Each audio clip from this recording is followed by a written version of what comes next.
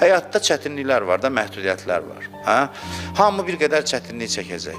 Bəzi çətinliklər var ki, Allah könüllü deyir bunu elə, könüllü elə. Hər adamın bir çətinlik, belə deyir, dozası var. Həyatda, məsələn, filan qədər çətinlik çəkməlidir bu. Elədir? Bəli. Filan qədər çətinlik çəkməlidir. Bəzi çətinliklər var ki, adam könüllü onlara tərəf gedəndə bəlalar digər çətinlikləri azaldır. Məsələn, deyin, namaz bir çətinlikdir, səhər durmaq var.